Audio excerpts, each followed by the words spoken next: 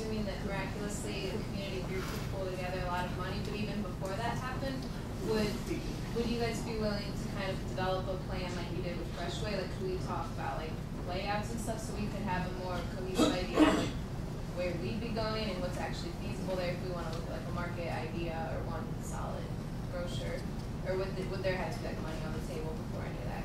Well, I know we've talked with you and with some others about this, about a co-op idea, a community-generated idea, and I think the impetus for that kind of store usually comes from the community. And we've shared with you the National Co-op Association information, and there is a wealth of information out there about how to run a co-op, how to lay out a co-op, how to get funding for a co-op. Space, though, I mean, and that's obviously. And if there actually is a group that's got a business plan and wants to think it through and wants to take it to the next step, I think that, I know you've talked with Joe Albrecht about that, and I think there has always been an interest in developing that idea further. But the co-op concept is a community-driven concept, and neither Acme nor Albrecht Incorporated nor Barbara and I are experts in co-ops. So the expertise has to come from somewhere, and I don't know how that gets developed. I guess I'm talking like basic building structures, because that's what we have to know, like what a layout would be before we could even start talking about like a West Side Market type thing. Like if it's completely impossible to build 2 stories, or it's completely impossible to build out so many feet, know that before our ideas go further. Yes, we'll talk with you. Go ahead. I guess I have the same old story to tell. Without the people, there would be no necessity for a grocery store in this community. Now, I understand that money is absolutely necessary in order to be able to do what we have all dreamed and worked about very hard, and Bill Lyons was very much a critical part of the surveys going out. 4,000 surveys hand-delivered to every home, every person here in Highland Square. And I don't know the exact year, Bill, maybe you remember, early in the 2000s. It was 2005 or 6. Okay. Now, we did that. We went around and we helped the people without being, biased. We helped the people who could not hear very well, could not see, could not come, and we helped them to fill out these things. We went and collected them. We brought them together. And the amazing thing was, as far as all the studies, that 25% of all of those surveys came back and they were counted. And Bill and those people who are, practiced and skilled in that, which I am not, they said this was unusual to get 25% in such an area as we had, which was reported. Now, at least we had a picture of what all the people wanted. And from that time on, there was the designers that came in, and we all were there. They made out a plan, with all the greenery and everything that was there, that was to be here, and all we have there in the pedestrian area is concrete, and at this time, but all of these things were done. Now, the point is, what I'm trying to make here is, I'm going to leave that and let Bill take it up from there if he chooses to.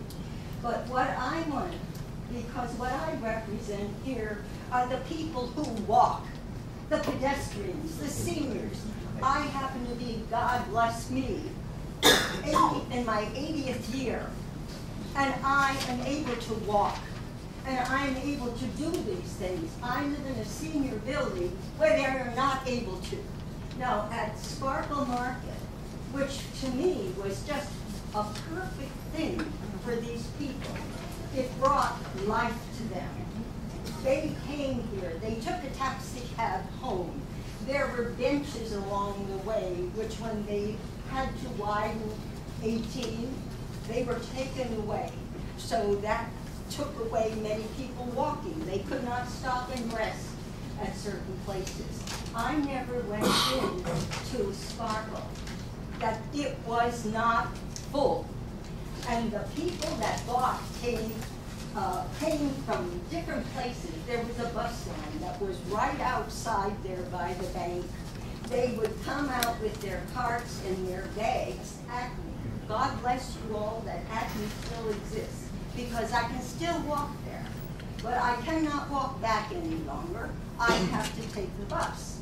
But there is not a safe pedestrian accessibility to that market. It is not a safe pedestrian accessibility to Walgreens. Not for anyone who would want to walk from that building across West Market, where those buildings, apartments are coming across, and walking on the pavement. You have to walk through all the traffic that's coming in and out of there, and with your walker or your wheelchair, come there, and if they are not on their cell phone or something else, it's not a safe place. There is no place. When you go out there during the building, I have to take a cart to the end there, and I have to take my bags. I walk out through snow, sleet, whatever is out there, rain, onto that street there that has no pavement. I have to walk around that and go in front. It is not just me. I see women with their babies in their strollers, you know, and maybe an older child pushing one of the carts down that street, waiting in the rain by that bus shelter over there in order to get their stuff in there. Don't tell me, have you done a study of it that far and wide? You are not having an accurate study, just like if you went into a doctor's office and they didn't look into things. They only had one segment, but they forgot a whole other segment that's there. The survey would be inaccurate. We did this face-to-face, hand-to-hand. Now that's what we're dealing with here. Now we're willing to go on from here, and I'm willing to go on from here, but let us not forget, it's the people that are here that have struggled and have waited, and we can do it. We can do it. Taco Bell did not come in there because they were a drug cartel, and this was a family-oriented business here in this community. Now we can do it, but we have to work together. We're not going to please everybody, but we're going to get something that really works. And if we have the Albrechts helping us, if we have the city, and we have the government, and as you mentioned, we can get the grants, and we can, if we all work together for one common thing, which is for this community, which is alive and can exist and have the color that it has now. Now, all kinds of people come here. It's very eclectic. There's the people who snuff the money, and there are people that have hardly anything. That's all I have